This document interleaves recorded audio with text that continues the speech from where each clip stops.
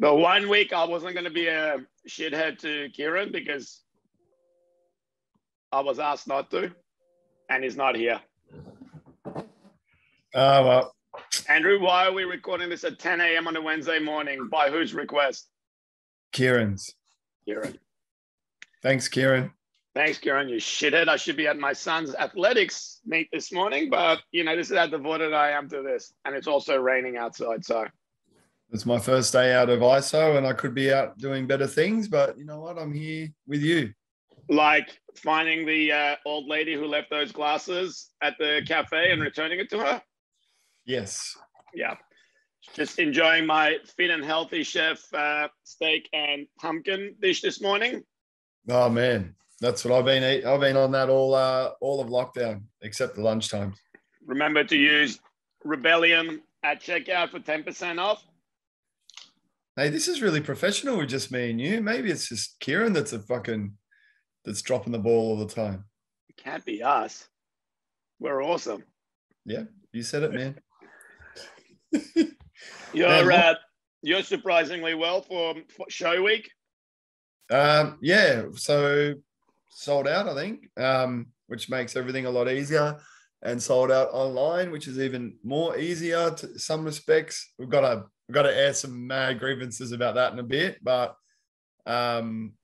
yeah, so yeah, it's looking good, man. But we didn't really talk about your show yet because you've had like 3 shows in 2 weeks, and we've all been like flat out with all sorts of shit going on. So how was your show? Yeah, really good. Really happy with it. We had 15 fights, 39 rounds. So I only had 2 5-rounders. Everything else was 3-rounders, 3x3. And from a matchmaker's point of view, I was pretty stoked because we didn't even get a single 8-count or knockdown the whole show. So everything went to the decision. There was a couple of decisions that, there was some back and forth on. There's one fight that I'd be curious to watch back when Kieran's decides to join us. We'll watch it together and score it. Yeah. But it was really good, man. Like, I'm really enjoying Roots and Muay Thai Victoria a lot. Like, I think I like the grandeur and like all the cool shit you get to do with Rebellion, but Roots, the guys, a lot of them have just been fighting heaps and heaps for me. And it's like, it's becoming a little circuit, which I'm really enjoying. But it was a good crowd, good live stream, which I was surprised considering we had that massive fuck up in December. So I sort of worried that people would lose confidence, but it was one of our better live streaming. The main event was interesting. It's probably the only fight I didn't get to watch the whole thing because I actually got to sit down and watch it. Yeah. But Jordan Fielding and Carter was another draw. So Carter's had his 2nd draw in a row. Tyson Harrison and Nick Kyrgios was a good fight. Tyson, I think, definitely won over a lot of fans as well. And Nick Kyrgios is just, that kid's made out of fucking steel. Like, in the first round, Tyson landed a big right body kick, and you could tell it knocked the wind out of Nick. And he kind of like, I saw it because he was like right near the ropes where I was sitting, and it looked like it really knocked the wind out of him and hurt him a little bit. But man, he kept it going, and Tyson went after him, and it was a good, interesting fight. And then the fight of the night for me, like, Josh Itzkovich and Gun Rintra looks, fuck, I can't say name. Man, that fight was mental. Like, I live streamed it on Facebook, but to be sitting there ringside, I sat there with my wife watching it, and she kind of looked at each other like, I don't think we're going to let the kids do this to each other. It was just mental. Like, really?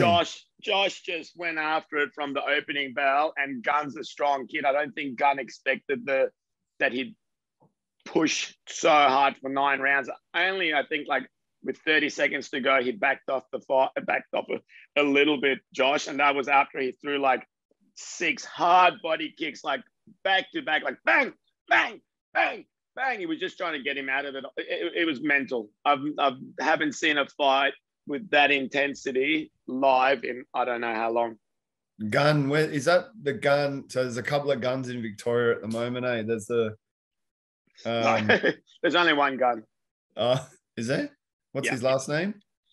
God, he's half Thai. It's Banla Sin. Sorry? Banla Sin. From Don's gym? No, this is Gun from AXA. So he's the one that knocked Phil's. out Phil Lisboy, who knocked out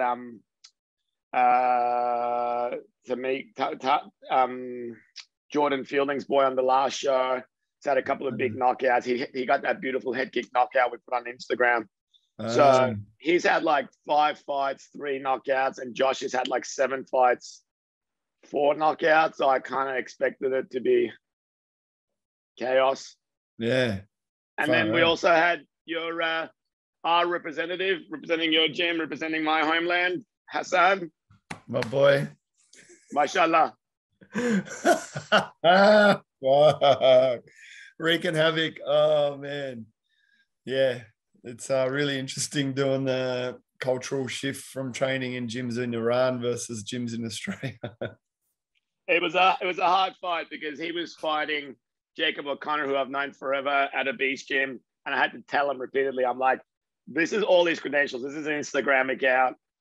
Just so you know, I'm going to be cheering for this guy. So I was sitting in his corner and I was real nervous the whole time. And him and Connor Goodman, who fought, who's like one of my mates that used to trade here. And I'm like, I threw the whole being a promoter, unbiased thing completely out the door. Like, just sat down, watched it. I just made sure we had Jenny down to officiate. So I made sure she wasn't judging the fight. And I put Trevor in the place. I'm like, I don't want any sort of funny, like anyone assuming any funny business. So yeah, it was nerve-wracking. I watched it from Dubai, and it's really interesting because that whole experience thing, and I was going to ask you that about how's the brain fog? How the gunman from Queensland, how Tyler went, because you always like overseas compared to here. And then Huss is a really good example. Like they've had like 100, their fights are just literally like development days, just put some pads on and just fucking go for it. So they rack up hundreds of fights. I wish we could do it here because the fights would be better quality and the quality of the fighters would be better as well. But he's had that was his 6th or 7th fight. 8th fight, yeah. Yeah, and trying to gauge the levels really tricky, and I think that was a really good match for that. And then Tyson's the same. Like he was always good here, and I've been following him since he was a teenager. I remember Glenn introduced me and loved the kid's style. And then when he moved overseas, I was watching as well. And then you just never know where they kind of come back and slot into things over here. So fight level wise, what do you reckon for Tyson? Look, I'd put Tyson with any of the 63.5 kilo guys. Like he'd win some, he'd lose some. Yeah. Like he's not. I don't think he's ready to fight a Singh Payak, obviously. Well, he is. He can, and he can fine. Yeah. But he was super physically. For his height and his age, sometimes you get tall, lanky guys and they're young and they haven't grown into their body. He looked physically quite strong and very, very aggressive and focused. Like, he'd have his hands full with Jordan and stuff, but like Glenn was confident enough to fight River and Ramesh and things. And I'm not saying that he'd beat him, but I'm saying that they're happy for him to do it. And it wasn't, and I know what you mean. It wasn't one of those things where it's like, oh, you've had all these fights in Thailand. Yeah, great. And then you come here and it's like the elite of Thailand is one level, and then that level down below in Thailand is kind of, I feel like it's below our elite level. So he wouldn't slot in, but like we're going to give him a deal here to be on Rebellion for the next couple of years and just promote him in Melbourne, because I think, I'm forever after the next sort of Roy Wills. And, you know, he's got a lot of potential, and he's been doing a lot of training with sparring and stuff with Chad, and Chad came down for it. And yeah, I liked the way he fought. Like, Yeah. he didn't come out and be like, "Oh, I've been in Thailand, I'm just going to be real cute and sit back." It was like, Yeah. it was a fan friendly way of fighting. Sick, man. Shout out to Tyson and the crew. He's yeah, it's exciting times ahead for him, hopefully. I mean, he had a rough last couple of years, especially going over there and then coming back and then going over there again. And I think trying to chase your dream during the middle of a pandemic has been like really, really tricky for a lot of people. And, you know, just good on him for keeping at it, you know, because it would be really frustrating. And you and I both know from trying to put cards together how frustrating it's getting for some of the guys, and some of the guys are literally just going, you know, fuck it, and then kind of just hanging off by the wayside, or some of the guys at the tail end of their career have just decided to just sit it out for a bit. But yeah, good on him. And yeah, look, I mean, you know, his big promoted fight was the one versus Ledzilla, and you know, literally was what, a couple of days after Sanctian Noi passed away. So like, he got in there and he still did that. Yeah. And yeah, a lovely guy, and really liked working with him and Glenn. Someone like Hassan, obviously he's got the athletic ability and experience. There's definitely, coming from that mishmash style of kickboxing, Muay Thai, I mean, you're seeing it every day at the gym with him, and like fighting. Big shout out to all my team who are being really patient with the transition from Arabia, what would you call it? Arab style kickboxing Muay Thai. He's Iranian. We're Persian. I know, you in the ear when I see you on the it all seems to be a common theme when I get. I've had a couple of Afghanis that were a bit that way as well.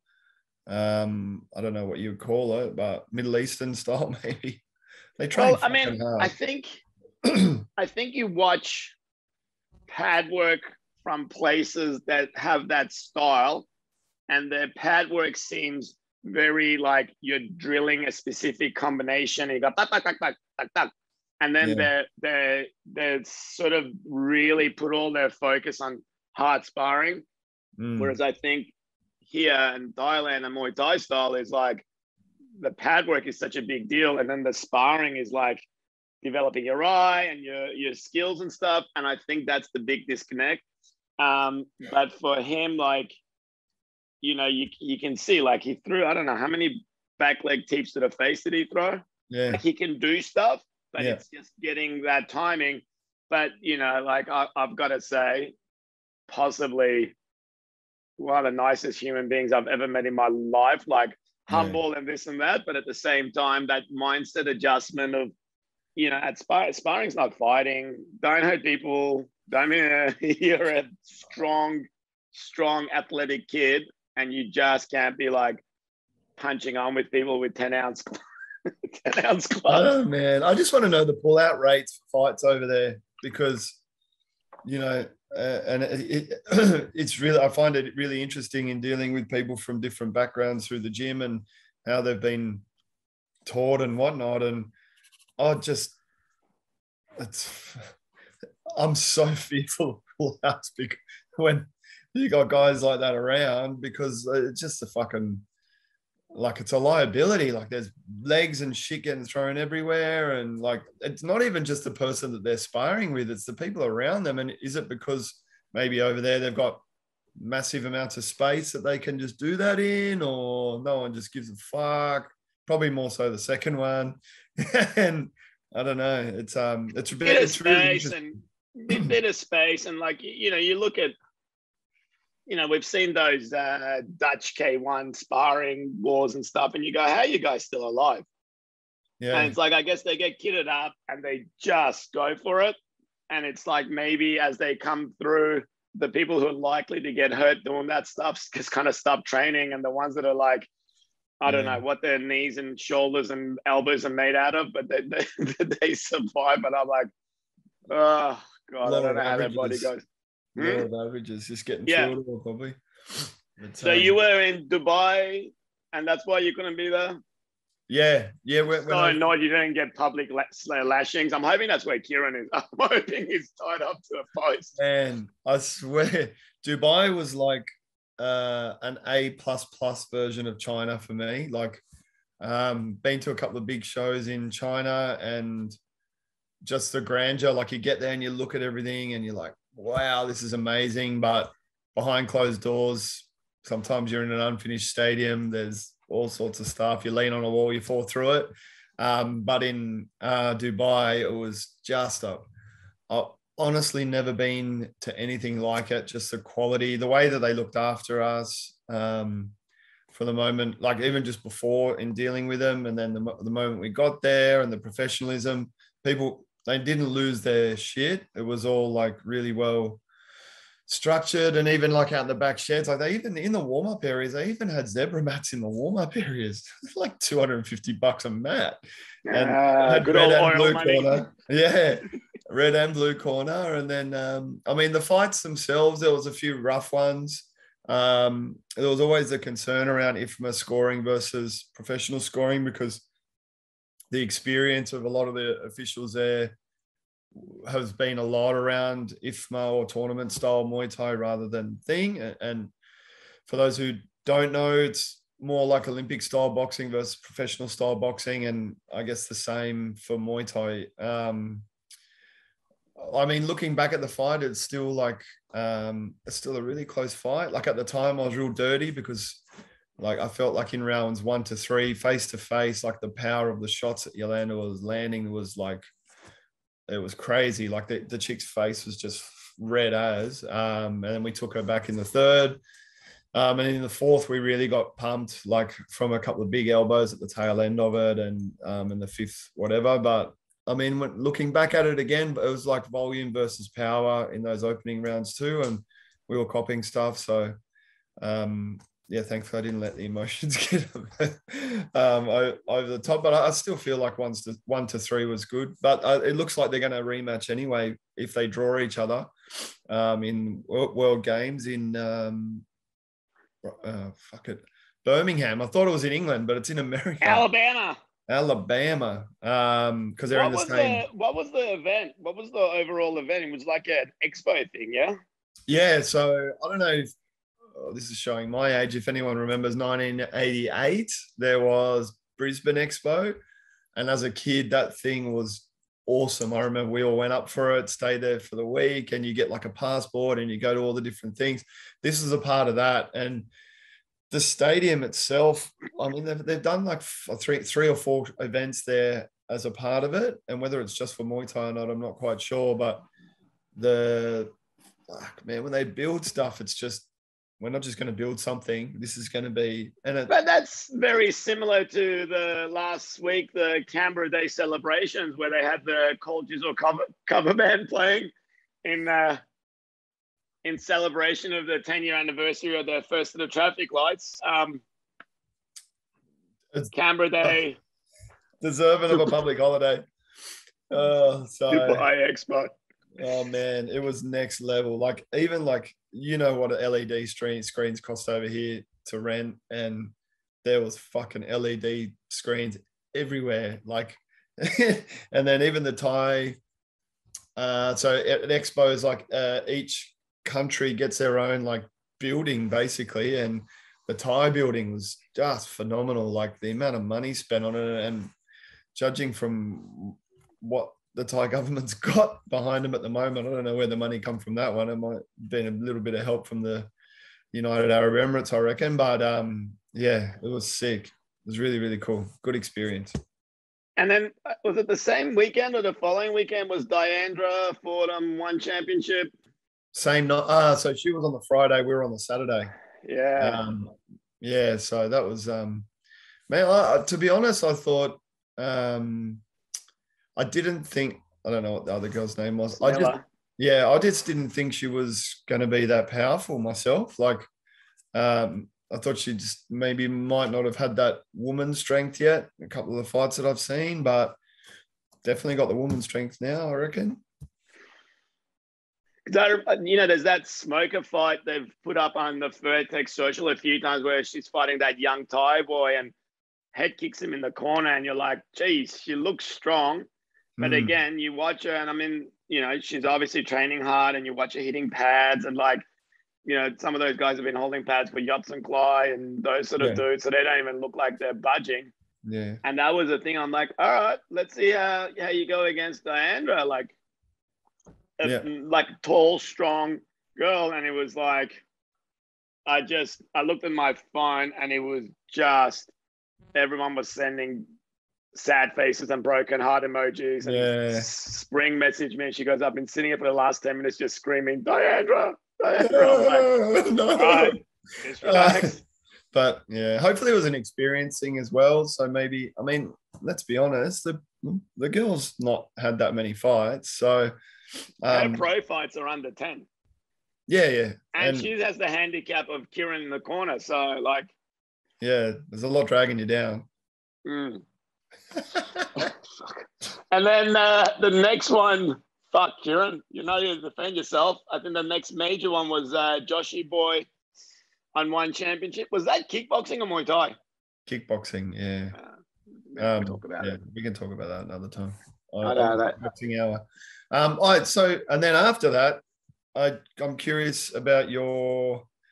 So for me, like I said to you guys before, like I love grassroots Muay Thai, and for me, getting back to it makes me more passionate about doing and putting my fucking self and my family and my friends through the shit that we do for the other stuff. Bit of a spark in your eye doing the last Muay Thai Victoria show, mate? Yeah, for sure. At the moment, I'm really like with Rebellion, I can't come up with a card that I can call Rebellion. Yeah. Like I'm trying for me, but I think the standard we've built over the last 10 years, I can't put one big fight on and then put Roots cards on and then go, oh, it's Rebellion. I got this fighter on. So I've been focusing on Roots and getting a bunch of new people coming through. But I said it to Bridget, who was helping us with the scoring, and she's fought on one of the Muay Thai Victoria ones. I said I almost enjoying them more now. Despite what a few people think, it's not my event. We're running it as a crew of Spring, Jason, and Dom. None of us take a cent for it. We're putting everything back in. We want to try to grow it. We're charging like $30 entry to make it affordable for people to come. We're doing a basketball court. We don't want alcohol there. We're doing the same morning weigh-ins. We're trying to use it, and it's so lovely. And it's funny. I said to my wife, I'm like, you know, there's rebellions that cost like $130,000 to put on, and you're struggling to make it work.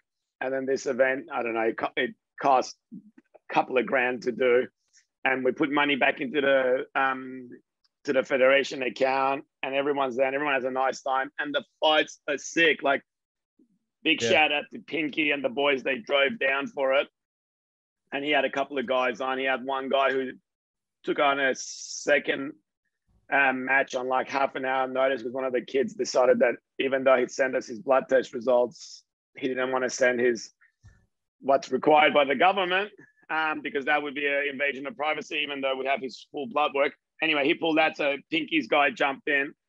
And I said to Pinky, I'm like, what do you think? And he goes, this is exactly what Muay Thai needs. And it's just at a point where I think for us, it's low stress. Like we did a lot of work, and Spring does a lot of admin work, and Dom and Jason running around, but it's not the same as a pro show. Yeah. And the community feel of it was awesome. And the fights are good. Like they're better than the fights we were having in Melbourne 15 years ago. Like skill wise, a couple of the people in that you'd be like, Pinky's got a guy, Panna. Man, that guy just stepping back, counter kicking, like this is an amateur. You wouldn't have seen that skill level in Melbourne in Muay Thai even 7 or 8 years ago. And just the vibe of it's just beautiful. Like we have such a good time doing it. Like I really enjoyed it. And it's like I'm looking forward to the next one in April. And we've got a few ideas on doing stuff, getting other states involved, doing things.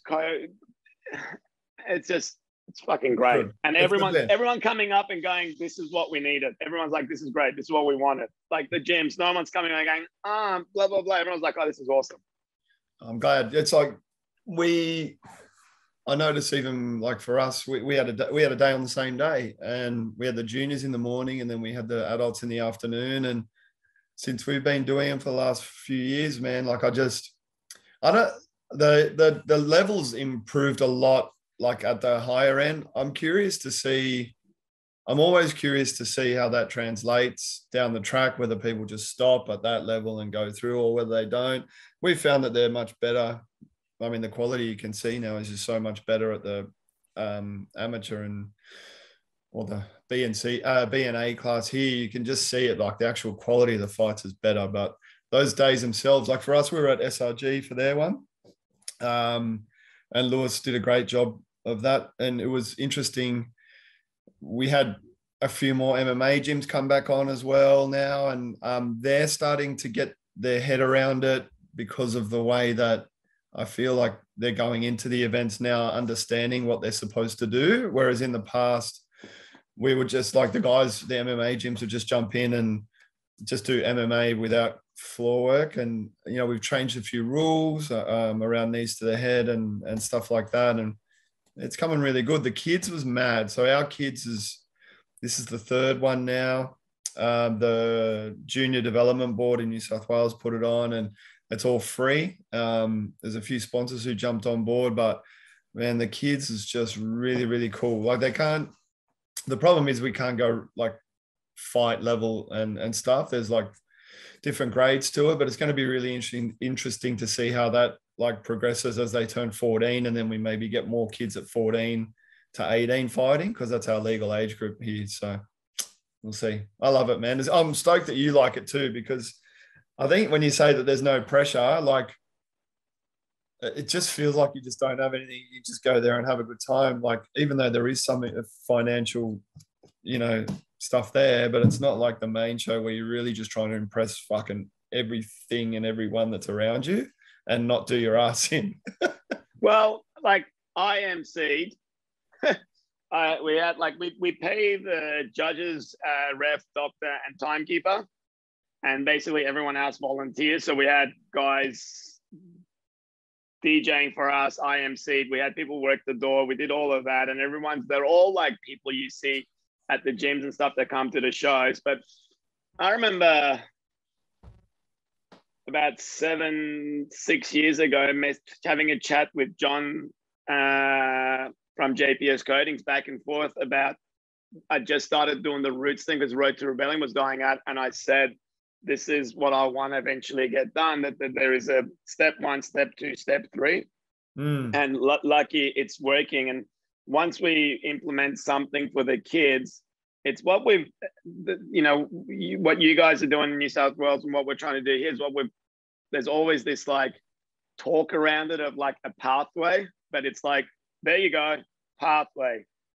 Yeah. Kids enter here. Then you go into amateurs with these rules. You have your 7, 8, 9, 10, whatever amateurs you want.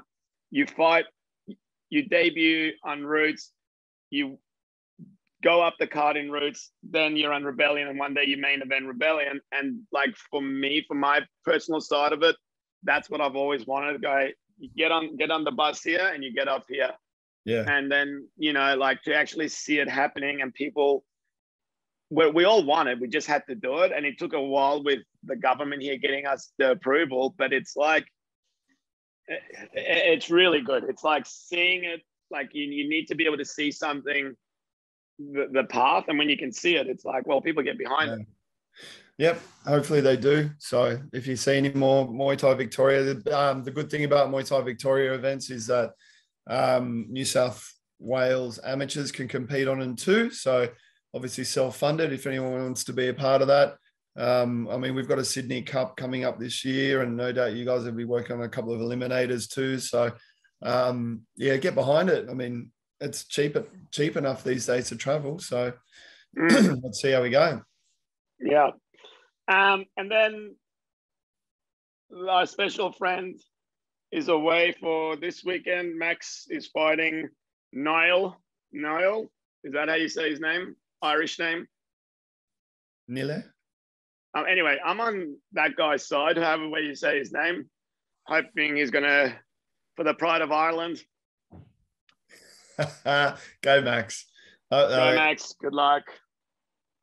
And then we got ours Had on. a good fight, and then we'll bring you out in May to fight on Rebellion. I can like torment you personally every single day. Now, you being shy with controversy, because I'm the voice of reason, you put up your thing about the drip. Yeah, I did. It's really interesting. On the Instagrams? Yep. And I was just really curious around it because for me, traveling around Australia, I do feel like it's a Victorian ingrained part of the culture. And I'm being on the receiving end of a couple of guys who I suspect would have like, you know, struggling to rock up to a weigh, and then next minute they come out like Hulk and sing and go through that, versus the people who aren't. I mean, it was really interesting, like to get my take on it.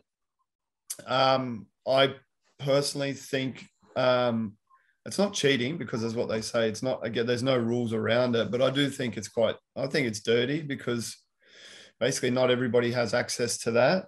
And also you're sidestepping the digestive system basically by just sticking a drip in your arm. So regardless of what happens overseas, I'm talking about here, and I'm talking about people being encouraged to cut weight a certain way because they know that they can literally just go to a doctor and then get on the drip and then rehydrated like that. And I just feel like, in knowing that what some of these guys do to cut weight rather than doing it properly and dieting and all that. And I mean, if you've got to literally kill yourself through water cutting to get on a drip and then justify that by saying that we've got access to drips, I don't know.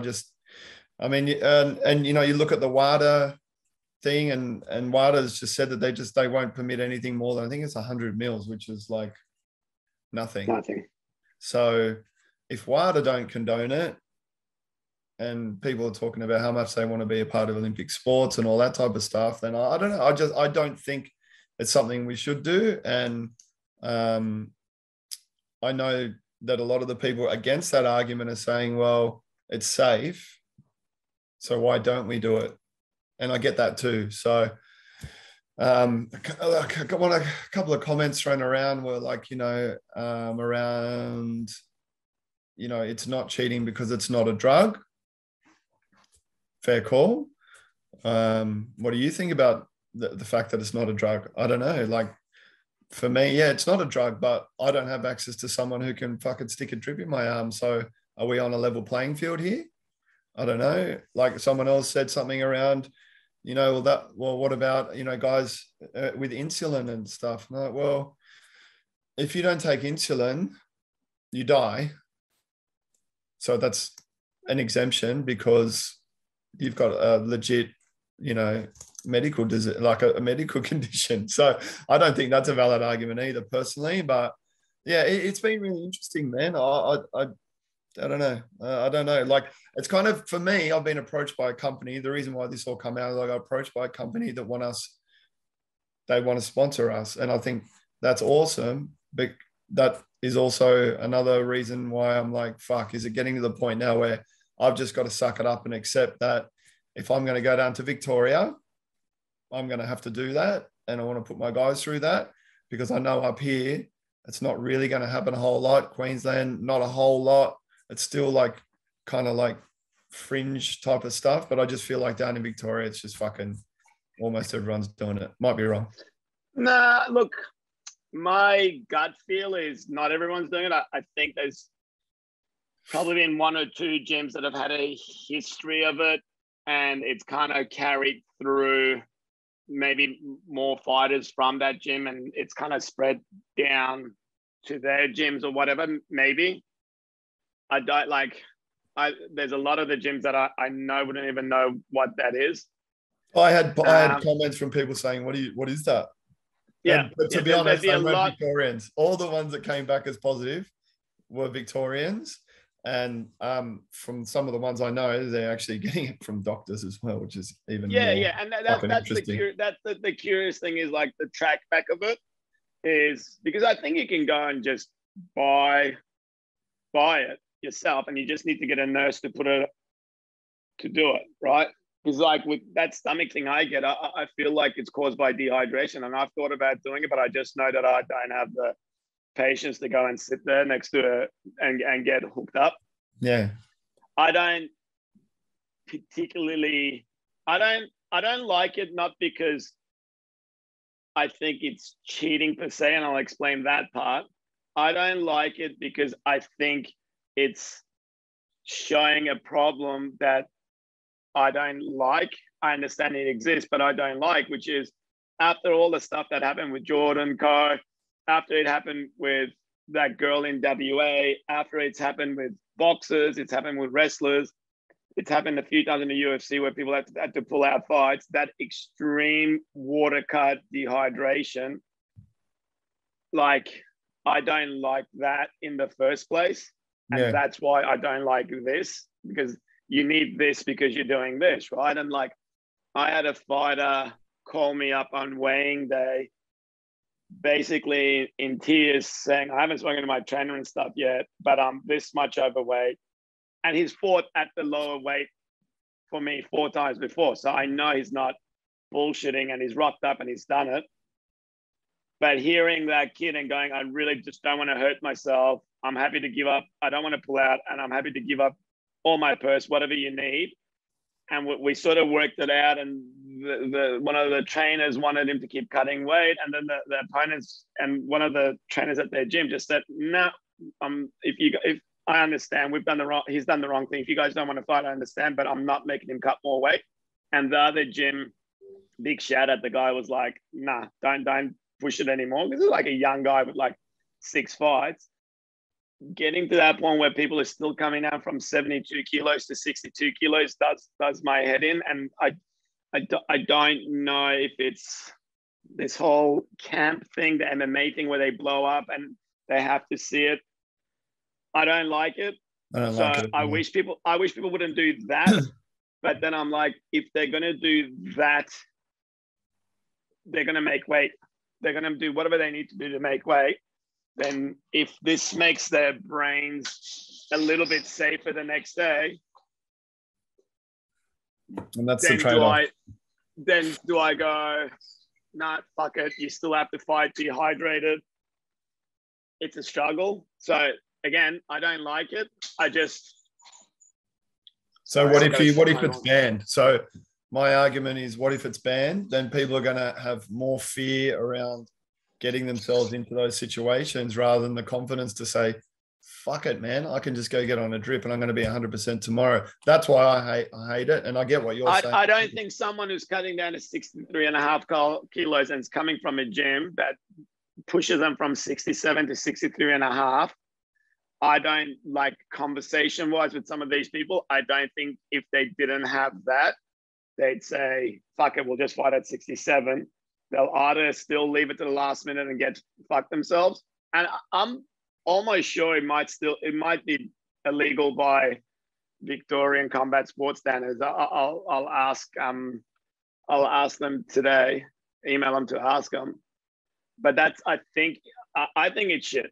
I think access wise, there's a lot of stuff that some people will have an access to that other people won't have an access to because of finances and whatever else. So the access things, So should we have nurses at weigh-ins just sitting there with drips maybe?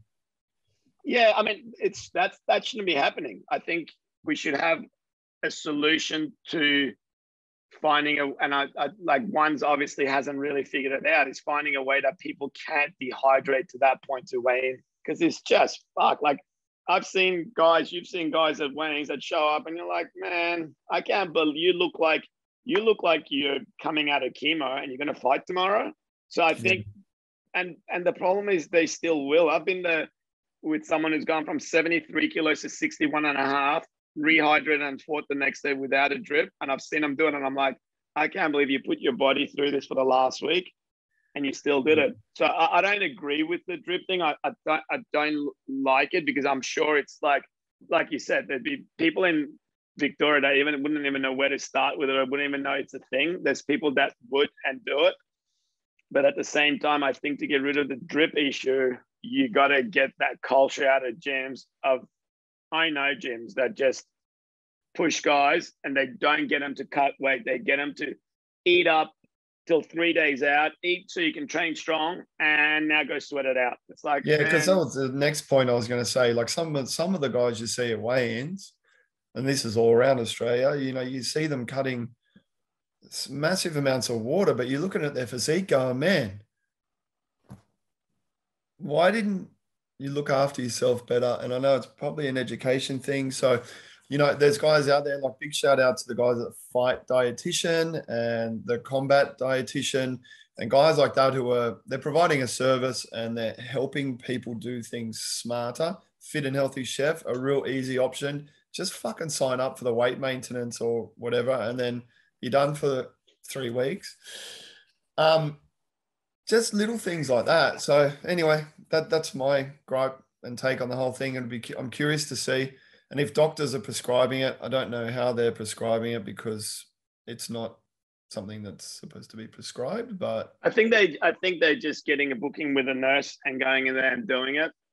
But I think this is the thing, you know, we talk about the fights and stuff with our amateur bodies, but I think this is a topic we need to get onto from fighter development and coaching development on that side of it as well, to get out of the culture of the gyms. Because like you said, like you watch a elite level MMA fighter or elite level wrestler, that basically, if they're fighting 96 kilos, they're getting on the scale at about 5-6% body, like whatever it is, ridiculously shredded.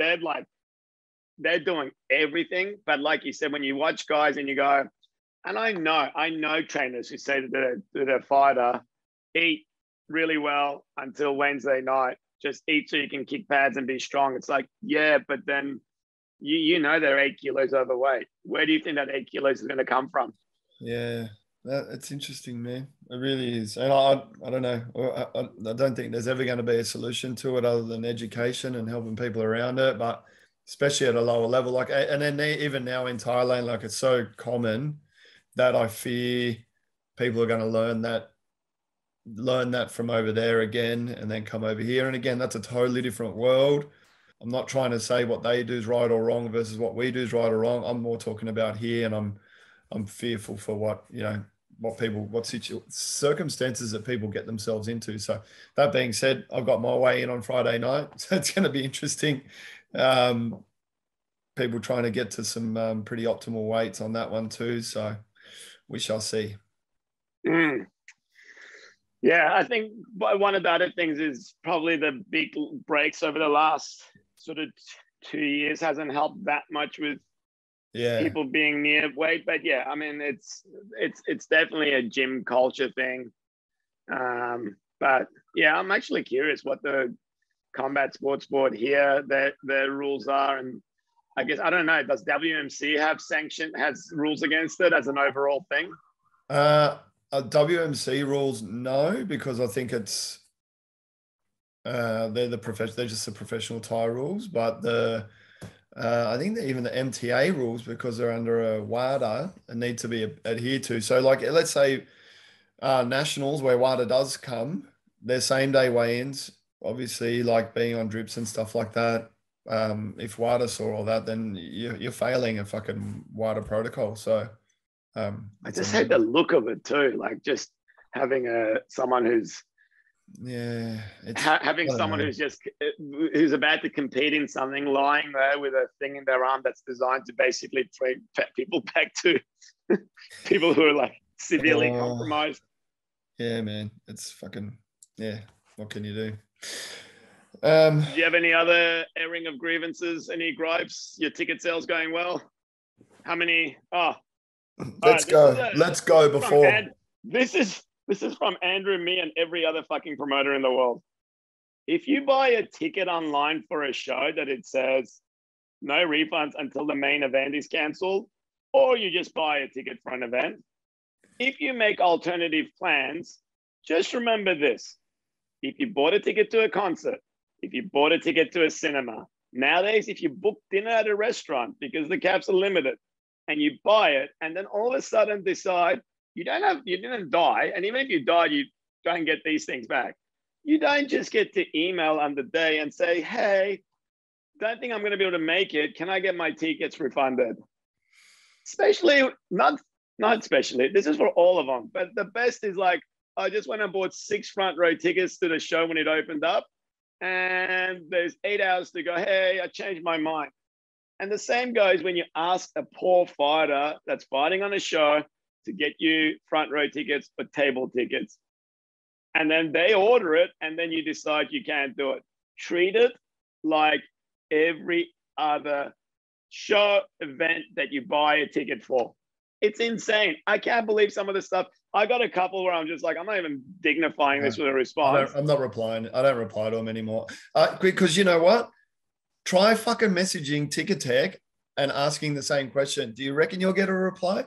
You'll get an automated response and it'll say, here's the terms and conditions. No. So you know what? If you're going to email me and ask me for a receipt because you fucking forgot that it's your best friend's uncle's cousin's wedding that night, but you already bought a seat, just do what everyone else would do when you go to a concert. Sell it on. Just give it to someone, sell it on. That's all I got to say about that one. I'm gobsmacked. I cannot. You go to online ticketing because it just takes so much stress away from all the other bullshit you got to deal with. So you're like, great. And then you do online ticketing. And then some of the stuff, I had somebody ask me at the last show for a refund because they rocked up to the show like too late.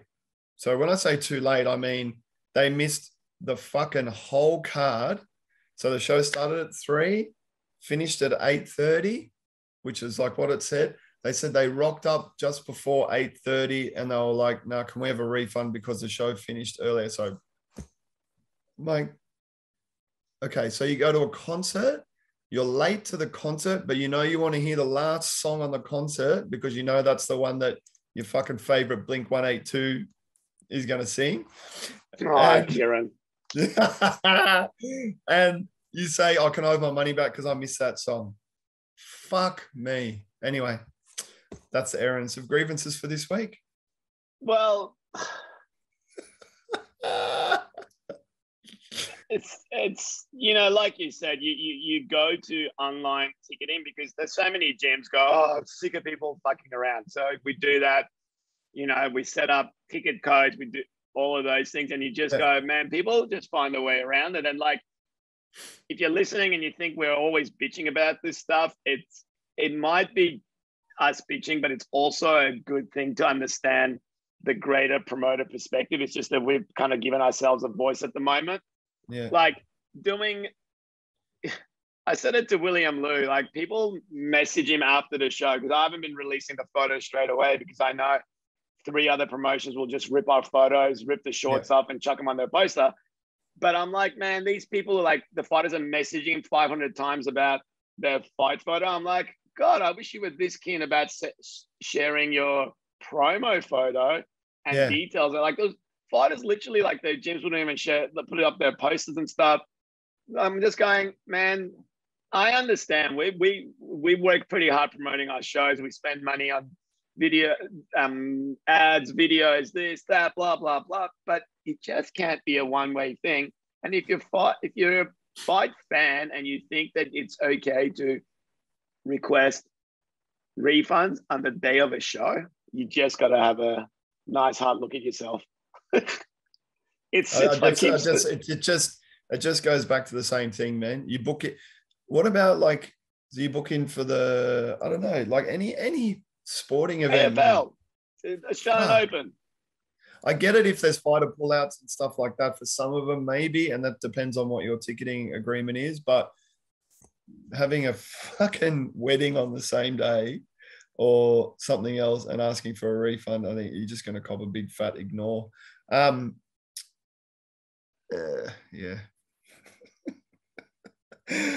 We're sold out. So anyway, yeah, that's great. I'm pretty happy So about that. they're sold out. So if you want to return your tickets, he'll happily take them off your hands to resell them. Oh, that's the other one. Oh, you guys are sold out, so that means I can have another ticket. Well, what if someone doesn't want to buy that ticket, man? You've taken someone's fucking seat and they've already bought seats in the second tier because you took up the first tier. And my favorite fight show week thing, how's everyone's clearances going? Man, fucking, I've taken out the development day side of the show, and I have to say this is probably the best event that I've ever had. Or all of them except Jamie and Ibby and Lyndon. The rest of the card was all cleared, fucking almost like a Why whole are your three boys not cleared? Yep. Why are your three boys not cleared? Feel free to drop Jamie and Lyndon a message, guys. Ibby was cleared for your show, so that was a fault of the Combat Sports Authority. So anyway, I'm dropping a minute. I got to move on. Jamie had issues when he fought on my show too, didn't he? Yeah, he's heaps good with it. And Ibby is just Ibby. Can't wait to see him. What's the main event on Saturday? I'm coming up to Sydney, everyone. Huh? I got a dual main event. I said something else. Nice. Which is so what have I got? Jamie versus Hugh. Jamie versus Hugh for Jamie's strap. He's had it for a while, but just because of COVID and everything like that, all the lockdowns and shows and a whole lot of stuff. So the boys fought once before, and it was a cracker of a fight on 1774. So Jamie's looking good. Hugh's looking good. I'm really excited about it. It's going to be mad. And this will make, if Hugh wins this will make him, he went from being MTA amateur to now WMC pro. If Jamie wins it, it becomes a 2-time state champ, which is cool. And the other main event? Ibby versus Tuck from Narong's gym, SPC gym. Why did you have to mention tacos? Fuck. Oh, yeah. They fought before. It was a real hard fight. That was a fair while ago now. I think I was in Sydney 16 or 15. Tuck was working full-time as well as training back then, whereas now he's training full-time. Ibby's done the round since then as well. So, and he's a lot more experienced than he was back then. So, yeah, I can't wait for this one. Like, Tuck's just trounced a few guys in the last 3 fights. I think he's just like walked through everyone. But now let's see how it's all going to shape up. He looks in shape. I was watching the video the other day that we put up, and Ibby's in real good shape. Shout out to Athletes Authority guys. My little boy's becoming a man, starting to get a few muscles now too. So, and how far into listening to the audiobook of Eckhart Tolle's The Power of Now? Is Ibby's listening to that to learn to calm down a little bit and, embrace the process. Embrace the process. Yeah.